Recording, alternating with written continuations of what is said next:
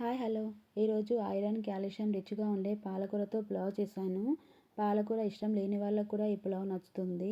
ముందుగా stove on చేసి వాటర్ని బాగా మరగబెట్టాలి. వాటర్ బాగా మరిగాక వాష్ చేసి పెట్టిన పాలకూరను వేసి ఒక 2 నిమిషాల పాటు మరిగించాలి. ఇప్పుడు ఈ పాలకూరని ఒక ప్లేట్లోకి తీసుకుంటున్నాను.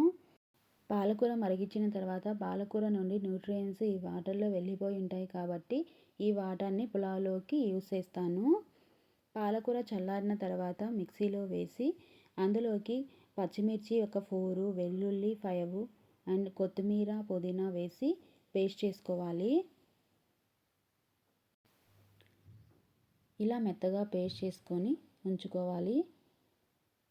తర్వాత స్టవ్ మీద ఒక గిన్నె పెట్టి 2 table spoon ghee and 1 table spoon oil వేసి ఆయిల్ హీట్ అయిన తర్వాత ఇందులోకి బిర్యానీ ఆకు, స్టార్ అనాసే, లవంగాలు 3 అండ్ చెక్క వేసి 1 మినిట్ ఫ్రై అయిన తర్వాత ఇందులోకి ఆనియన్ స్లైసెస్గా కట్ చేసుకున్న ఆనియన్ ఒకటి అండ్ ఆలు చిన్నగా కట్ చేసుకున్న చిన్నగా కట్ చేసుకున్న క్యారెట్ వేసి ఇందులోకి తగినంత salt and ginger garlic paste 1 tablespoon వేసి లో ఫ్లేమ్లో వెజిటేబుల్స్ అన్నీ 50% వరకు కుక్ అయ్యేంత వరకు కుక్ చేసుకోవాలి.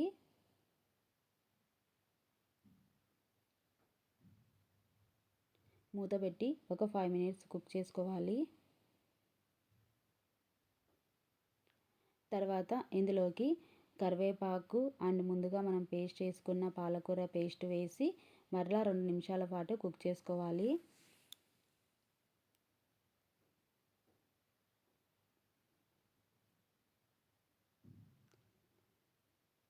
నేను ముందుగానే రైస్ని 30 మినిట్స్ నానబెట్టాను.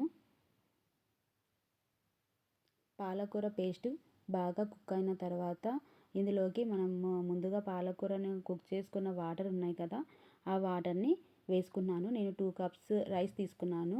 4 కప్స్ వాటర్ వేస్తున్నాను.